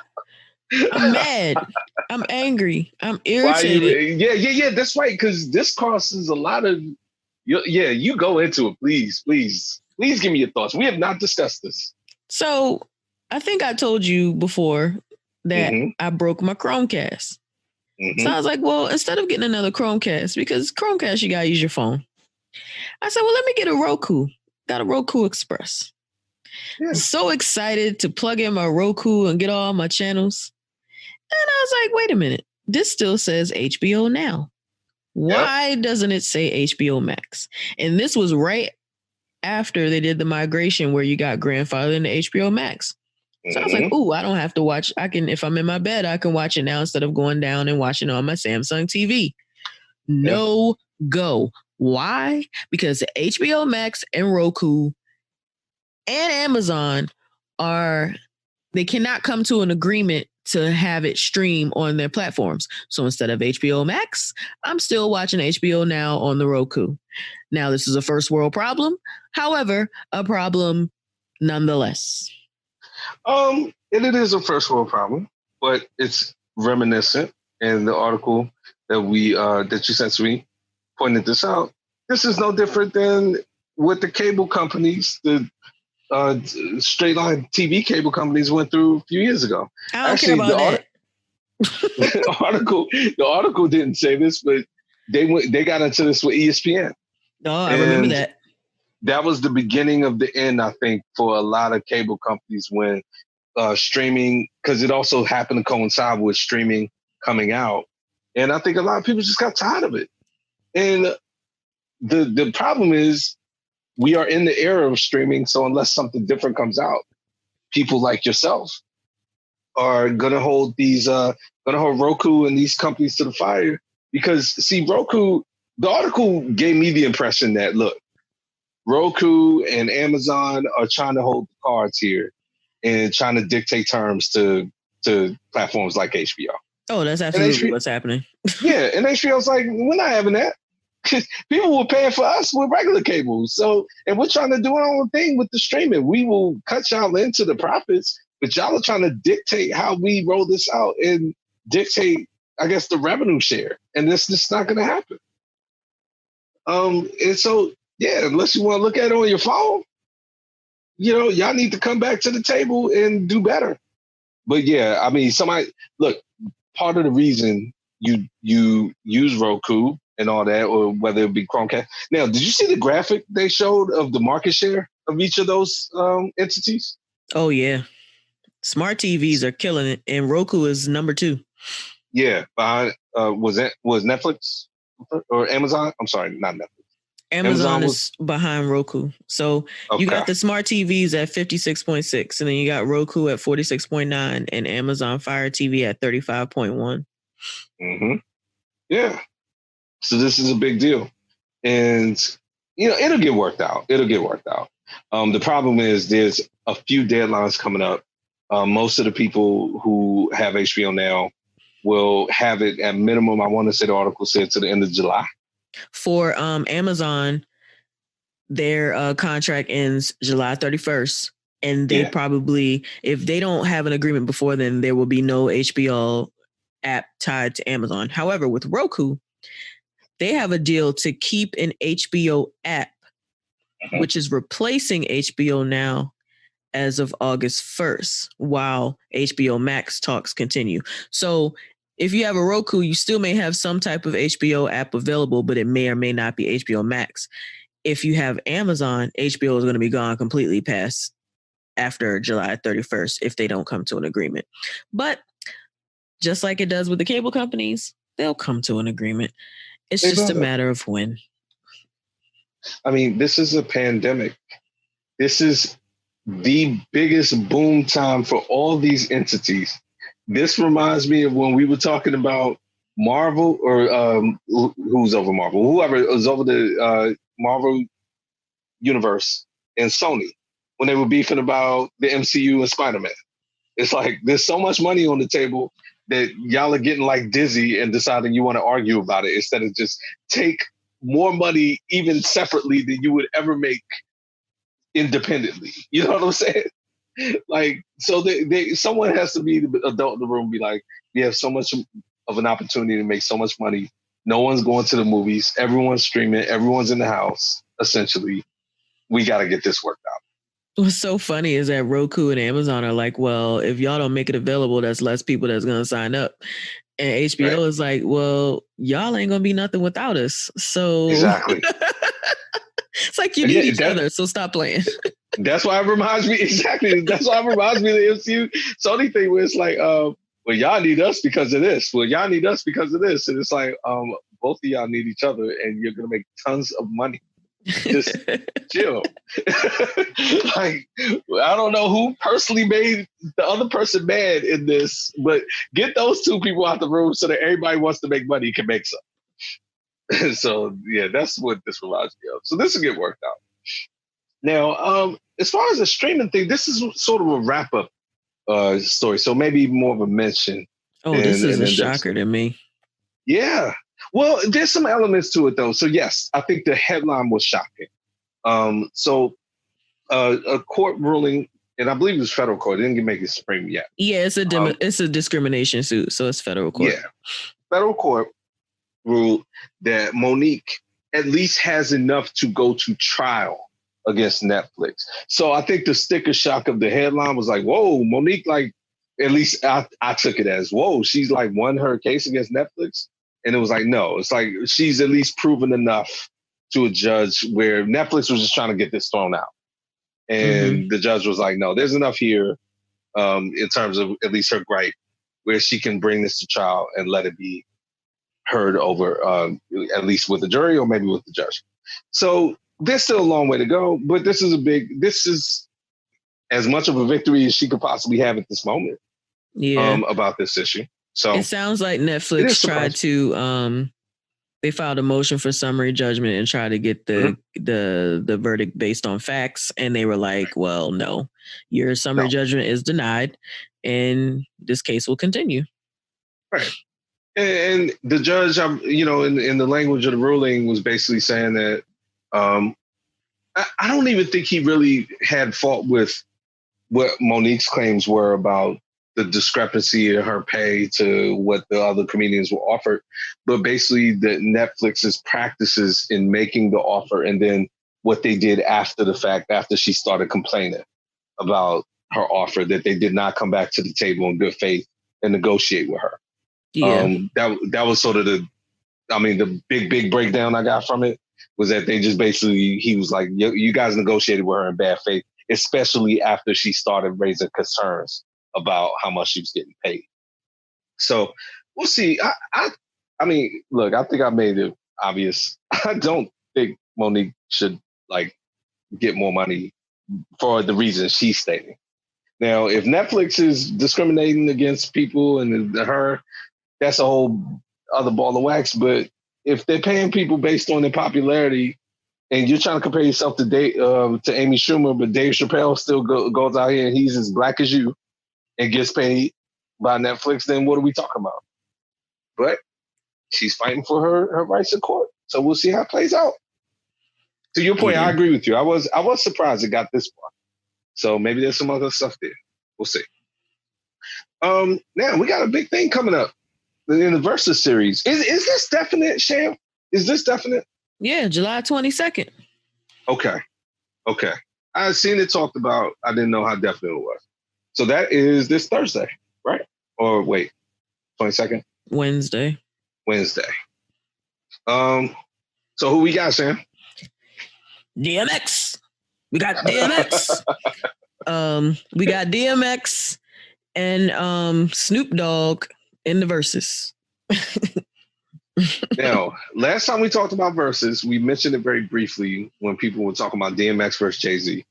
And you kind of gave your initial thoughts on that. But Jay-Z aside, I think you pretty much, revealed how you feel about DMX and that he's been underestimated. And in a situation like this, he'll probably still be underestimated. So what are your thoughts on how this might play out? I don't think it's going to be any different from what I said. I feel like this one may be a little closer than people would think because, you say Jay-Z versus DMX and people are like, oh, Jay-Z, he's the greatest ever, blah, blah, blah, blah, blah. And then you're like, oh, it's DMX. He's never going to beat Jay-Z. But no, if you're a real hip hop lover, you understand that DMX is not just some bird out here. Yeah. This is how you were talking last time. Exactly. You got the smoke for them. I do. I got the smoke for everybody who's gonna sit here and act like DMX just gonna get dusted out here. Like DMX got more hits than you've forgotten. You know what I'm saying? But I think it's gonna be interesting because the styles are so different. I mean, this is like a real like East Coast, West Coast versus. You know what I'm saying? Yeah. Like you get a vibe from Snoop that's like kind of laid back and chill. Like just Snoop's voice alone is so in the pocket and so sweet and just smooth. And then you got just Rough Rider DMX on the other end, just coming at you hard, like just angry, like, ah. So the vibes are going to be so like different. So I'm actually looking forward to it. It's just that one is really going to be just based on preference. I think Snoop had a lot of his good stuff was early. Yeah. And then he kind of, especially when he went off to like No Limit, you were like, yo, what are you doing? And then like he kind of circled back and got back in the pocket to where his groove was. Yeah. So it definitely will be interesting. I don't know who I would pick in that battle, but. So I think like most of these battles, what's going to be very important is the organization of this and yes. The theatrics. Yes. That and also the production. Let's just keep it real. Like, I need somebody to supervise the both of them in that aspect and make sure that we got to show up. And I need him to show up. I need Snoop to take it seriously. I need both of them to like, all right, put your stuff out there. I'm not saying you got to spend hours and hours. Just assign somebody to like pick the songs and then you could approve them or whatever. It's your stuff. You got final approval. What I don't need is big long breaks. Cats can't figure stuff out. Cats say showing up. Cats are late. Cats are high. Whatever. I don't need that. If I get the production I want, I think this is going to be very good. I think you make a great point. Snoop, to me, even though he's been around and is still around, I guess, Snoop to me represents the early 90s. DMX represents the late 90s. Like, It's Dark and Hell is Hot was 98, I want to say. So that's the decade in between. Now, to your point, a lot of that was Snoop trying to get out of Death Row and like going to No Limit. He has 3 songs I really like from when he was in No Limit because we used to play him a lot in college. I went to college in the South, and we used to play a lot of that when he was with No Limit and stuff. But for the most part, it's early Death Row. Murder Was the Case even before that, and then Death Row, then Doggy Style and Chronic and all that stuff, and then later stuff with Pharrell and stuff like that. So it's good. He has a huge catalog from which to choose.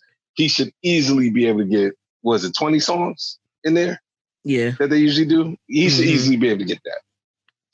On the other side, you are absolutely right. People sleep on DMX. I'm not one of those people. I want to make sure I clarify my position, even when we were talking about him and Jay. I still think Jay would take that, but I'm not one of those people that just dismisses DMX out here. No, I'm not. DMX has a spectacular catalog of hits. I think when I think of DMX, I think he could have been a lot better. He could have ended up a lot better than he even did because he had natural ability, right? We all know that. Yeah. But he can spit too. He can spit. Oh, he definitely can. Actually, one thing I thought about, if you ever seen the documentary of Hard Knock Life tour, you know what I'm talking about? Yeah, I know what you're talking about. Yeah, and they did like a kind of a makeshift cipher where they were sitting there freestyling, and him and Jay and like Bean, a bunch of people. Which is funny because Jay doesn't freestyle. No, he doesn't. And DMX, but but he can if required. But the point is, that's not really what he does. But he was sitting there doing it, and then DMX came in there and was like, "Yeah, DMX could spit. DMX could spit. A lot of people don't think he can. That's crazy. He can." Oh, if I had to take DMX over Snoop in a lyricist battle, I would take DMX. Correct. I would as well. But I think if we're talking about the hits and talking about the catalog, it's going to basically represent a trip through the 90s for a lot of ways. So I think it'll be good. I just want that production to be good. It's one of those things like I really need somebody to take both of them and be like, take this seriously, please. Don't like tease us and then get out here and like stuff not working and stuff. I understand technical difficulties to a point, but not really. Especially when y'all have seen all the bad stuff that can happen when you don't prepare. So that's all I want. If they could do that, I'm good. Who do I like? I like Snoop. He's been around too long. He has too much stuff for it not to come out in his favor, but it will be close. It will be close. It'll be close. Did you know that Snoop has never won a Grammy? I did know that. Yes. He used to complain about it. You don't really hear him complain about it that much anymore. But, he's probably like, it's whatever. Yeah, he's over it. If it ain't happened by now, it's definitely not gonna happen. So, although didn't he get nominated for one for the gospel one he did? Yeah, that's what I was about to say. He did get nominated for that, which is hilarious. Irony of ironies. I heard that album was actually fire. So there's. I heard it was very good. Yeah. Well, that's good. I'm looking forward to it. So, anything else we got? Nope. Ready to get on some sports? Always. I don't like the first thing we're going to talk about, but let's knock this out. You want to talk about some steam? I don't know why this boils my blood every time I even like look at it. As I'm looking at it right now. So, Sham, all the sports are getting ready to start up. All the sports are getting ready to start up. We'll get to MLB in a second. NFL in a second. Let's talk about the NBA. In general, NBA is getting ready to start up. We talked last week, so let's go right into this story by kind of putting an addendum on a story that was breaking last week. We were on the cusp of the breaking news that Russell Westbrook had been diagnosed with COVID-19. He's fine, but he's going to be quarantined. Since James Harden had basically disappeared and also had not shown up to camp, there was speculation, including by an Australian paper, that James Harden also had it. It does not look to be true at this point. We were wondering, we didn't know. So that is not true. However, James Harden has made the news this week for another reason. James Harden decided it would be a good idea to actually, when he did show up to the bubble, showed up with a Blue Lives Matter face mask on. So it had the emblem of the flag of Blue Lives Matter, the American flag basically draped in blue. Now, Sham, if somebody's listening to this right now, they listen to our podcast and they probably like, oh, well, he's probably just mad because James Harden is sitting there saying about Blue Lives Matter and that's why he's mad. No, that's not why I'm mad. If James Harden wants to support Blue Lives Matter, he and I would disagree on the timing of that and what he's trying to do with that. But that's fine. I wouldn't be mad. I'm mad because James Harden's an idiot. I'm mad because James Harden's reason for doing it is so stupid that it's like, what are you even out here talking about? I would have rather you came out and said, I support Blue Lives Matter, and I think that we need to have a well-rounded debate about police or whatever, than say what he said. He said, I'm doing this. I did it. I didn't know what I was doing. I picked it up because it looked cool. He said, I honestly wasn't trying to make a political statement. I wore it because it covered my face, my beard. I thought it looked cool. My face and my beard. And I thought it looked cool. James Harden, I need you never to say anything ever again after that. Like, you're in the NBA. Out of all the leagues, they are putting Black Lives Matter on the courts at the bubble. If that, either, Sham, you know what I always say about horrible possibilities, none of them were good. Either James Harden is that ignorant, and I'm not saying you got to be up on every political issue, but you need to be up on this one, especially if you're going to pick that mask up, or you're lying. Both of those possibilities are whack. I think I don't know if I've ever expressed this on this podcast, but I think James Harden is a clown. And I think this is just another example of clown behavior.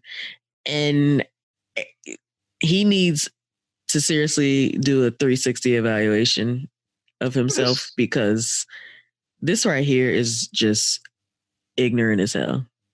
And not ignorance and you just hadn't learned that yet. Ignorance and you're just a dumbass, because what are you out here doing? What are you out here doing for real? Like, you have literally no awareness whatsoever. And you don't have one person around you, not one person sat there and said, even if they were to be like, oh man, okay, I didn't even know you felt like that. What? You just, it looks cool. Like, I mean, you know what? We've said what we need to say. If I say anything else, I boil my blood. But James Harden, you need to get it together. Sham just said it. Get it together. Get it together. You're too high profile of a player. People are going to always ask your opinion about things. If you're going to jump out here and do stuff, you need to have more awareness of what you're doing than that. That's just crazy.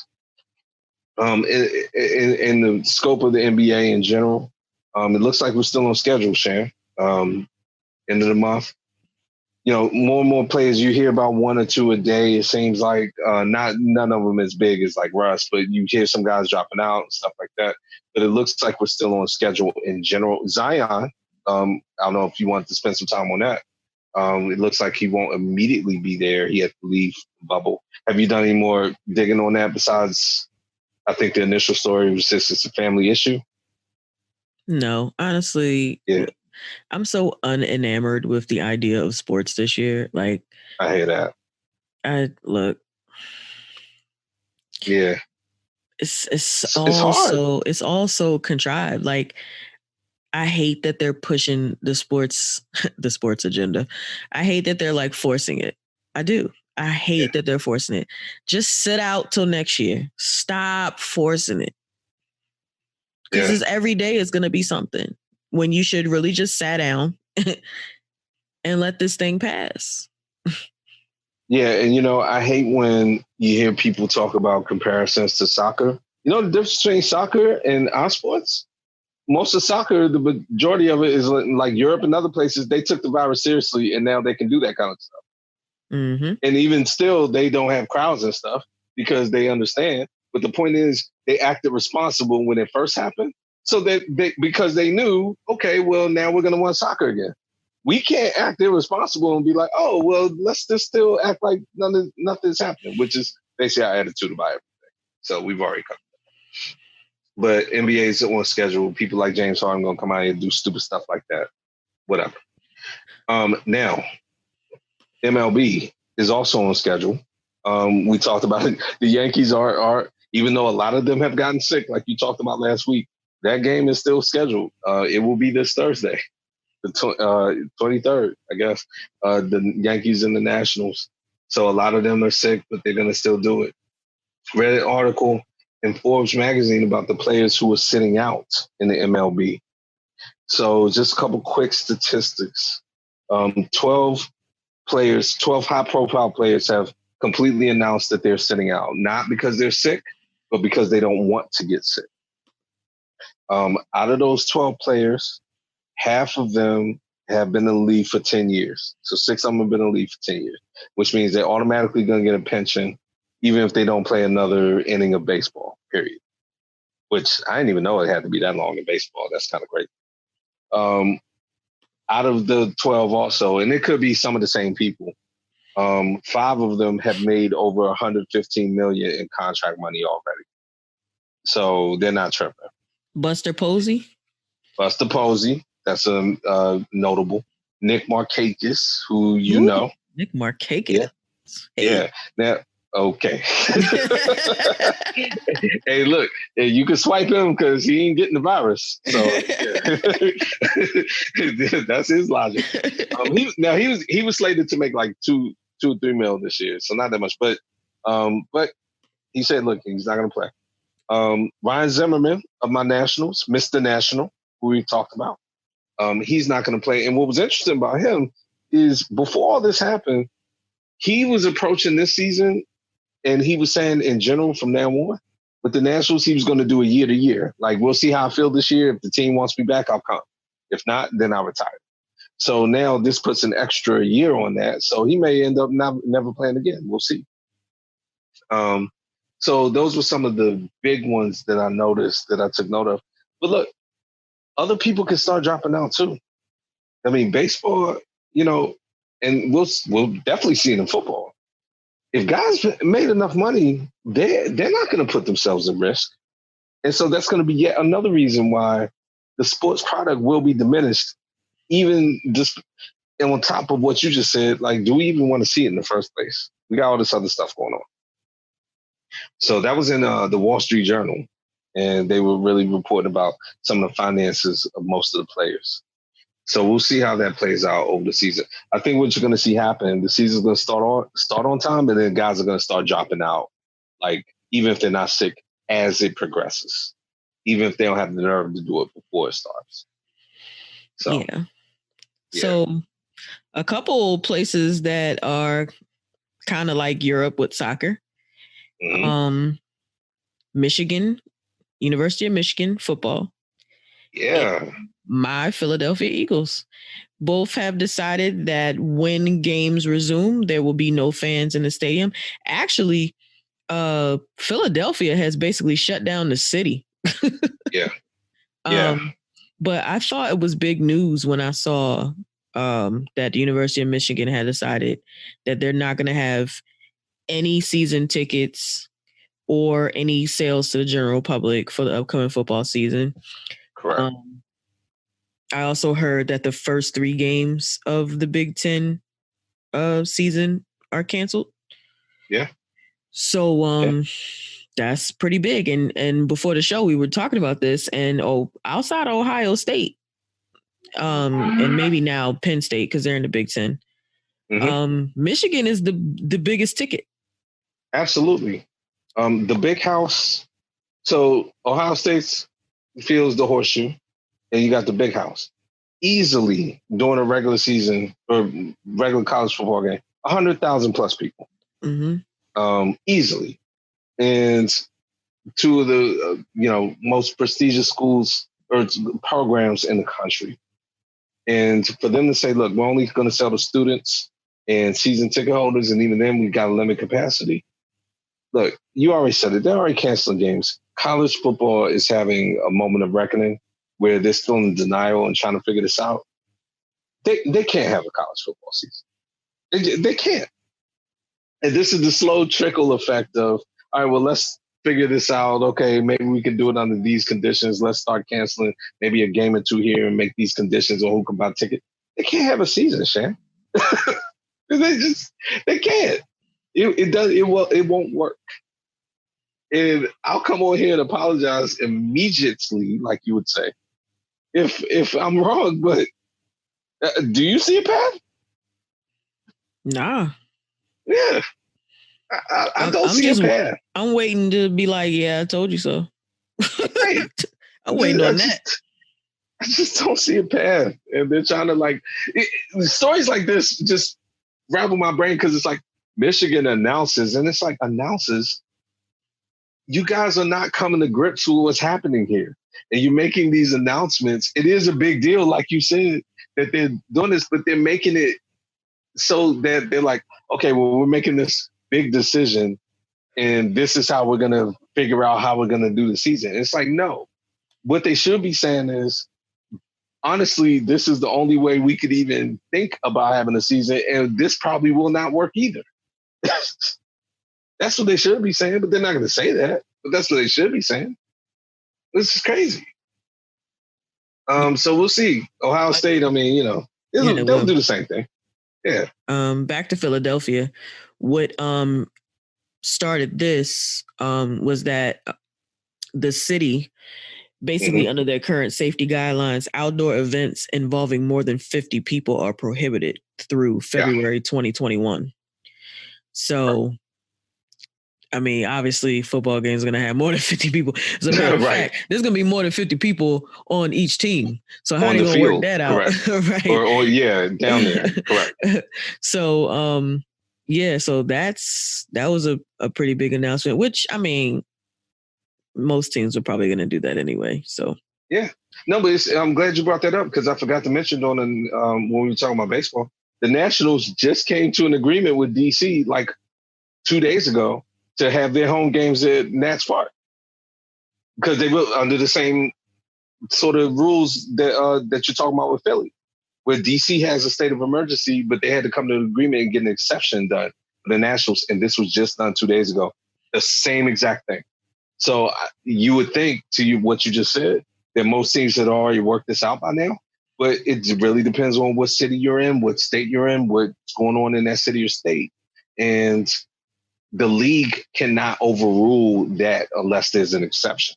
So that's yet another issue with all of these sports. So I'm glad you brought that up with Philly, because they're not alone in this. Like you just said, a lot of teams have to work out their agreements with their local ordinances about this type of stuff. Oh, and also we did re-sign False Start Peters. He's now going to be playing guard. I like how you slid that in. You sound very excited about that. Dude's old. At least you get to say False Start Peters. I'm sure he's not happy with that nickname, but I really don't care what he's happy with. Look, besides the false start, though, I mean, some stability on it. But honestly, I don't even keep up with. Yeah, I ain't even keep. One thing I will say about NFL before we get to our main story, real quick, is that they did announce, quote unquote, again, all these announcements today. They released a letter from Troy Vincent, from the league, essentially to the teams, outlining that camp will start on time. Starting this week with Kansas City and Houston, the rookies coming to camp. And then basically they put in writing that they expect camp to start on time, and that they're going to have some testing protocols there, make sure players get tested every day and all that, but that they're keeping the schedule, Shan. So for what they're saying, camp is going to start essentially this upcoming week, the week of the 20th. And then most of the teams are going to report next week. And the NFL is acting like, okay, I mean, we're going to do a few more tests, but let's play ball. And J.J. Watt and a few other people are like, no, let's not do that. We need more protocol, which I figured he would be one of the main ones, because they were the ones arguing about having extra game and that kind of stuff. So, a lot of players aren't going to accept this. I mean, I think we got a long way to go. He probably ain't going to play none of them anyway. So Nope. He's not. He gets hurt. All the time. So he's speaking. He's just a spokesman. Yeah, he's good at that. But being on the field, not so good. Not so much. Troy Vincent, Philadelphia Eagles, great defensive back. Staying in the NFC East, though, we got a couple things that link together. So I found this. Actually, it found me. I was actually just perusing the interwebs as I always do. And then I came across this article about a Virginia man who trademarked dozens of possible names for the Washington NFL team. Yes. And that's what we have to call them until further notice. Among the names, and one of them, which has been put out there as a popular choice for many. Yeah. So the names are the Washington Red Wolves, Washington Red Tails, Washington Monuments, Washington Americans, and Washington Veterans. And the Washington Red Tails has been like out there as the front runner for a lot of people. So this will be interesting. I wonder how much he paid. Well, no, I think the trademark is only about $300 and some. But so he paid for all of these, and if the Washington NFL team decides that they want any of them, they have to pay this man for the name. So. I am glad you sent me this story. You know me. You know I gotta do a little digging. So I found a couple little nuggets in the digging. Now, first of all, in Red Tails, we talked about this last week. That will have a good tie to DC in the sense that the Red Tails are homage to the Tuskegee Airmen, a couple of whom were from DC. So I just always want to say that. I like the Generals, actually, but a lot of people don't like that. But Washington was a General, but fine. All right. Trademark. Now, even in the story you talked about, and then I did a little bit of digging after that, the gentleman technically does have the names. What will be contested if it comes to that is anytime you trademark a name, you have to establish usage of that trademark for a business purpose. So a bona fide attempt to use the name in commerce. Exactly. You can't just sit on the name. You can't just buy names and sit on it. Now, what's interesting about this gentleman is he clearly knew that. So his sort of counter argument to that argument was, okay, well, yeah, I bought the names and then I started selling merch. Like I've already started selling like glasses and merchandise with all of these names on it. It's not to a very large amount, but I guess in his mind, it was enough to establish that he has a business purpose. Hey, you only got to sell one. Now, that's, I think, where the team is going to come into play. Like, look, this guy was sitting on these and, you know, squatting on these. It's like land, like squatting on them. And so that's where the court battle is going to come. Like, okay, well, you sold 100 glasses that have red tails on it. Was your intention just to sit on a bunch of names and sell them? Now, the other thing I found interesting was that he's trying to make it seem like he would have given his words were that he called the NFL when he bought all these trademarks and was like, "Oh, just like, you know, give me a call when you're ready, when the team's ready to change it, and I won't even charge." He gave him 10 days to call him. That makes no sense. Even when he said it, it made no sense because it was like, so what are you trying to say? You're trying to make yourself seem like generous or something? Like, oh, well, they didn't call me in 10 days, so maybe I should make some money off of it. Like, that's what he said. How altruistic of him. Right. It's like, why would you altruistically buy all these random names and trademark them? No, you wanted to make money. People do this all the time, though, specifically with like websites. They buy up a whole bunch of domain names so people have to buy them. Now, I think, and I'm glad you said that. With domains, I think it's easier to sit and squat on it because it's like, well, you know what? It's a domain name. Like, it's a different business model and different business practice. But if you're gonna trademark a name, you have to really, I think, do a lot more to show that you're in business. But he thought of that, so he's already bonded out here. Dan Snyder doesn't strike me as the type to roll over on this, so I could see this going to court. if it Dan comes to that. Snyder's so rich, he'll just write his man a check. Yeah. You would think that, but that would be the smart thing to do. But as we're about to see, he doesn't always choose the smart / pragmatic approach to things. Yeah, that's right. He's got way too much pride for that. Exactly. But yes, this is a great story. And once we get this name, which hopefully, look, we just said camps can ready start next week. So, I mean, the EA Sports and everyone, the NFL has already taken the old Redskins name down. They need to get on this name quickly so that they can get merchandise out and get the league branding again. So we need this name done within the next week. So this will come to a head within that time. It has to. Thanks for listening to this episode of the Stop Playing Podcast with Sham and Shaka. As always, you can catch us everywhere. Tell a friend, make them subscribe, grab their phones. You can reach us on Facebook and Instagram at the Stop Playing Podcast, and also on Twitter at stop_playing pod. And if you want to email us, you can email us at info@stopplayingpodcast.com. And like I always say, keep your chips on the plate. No double dipping unless it's the podcast. And we'll talk to you again real soon. Later, guys. Stop playing.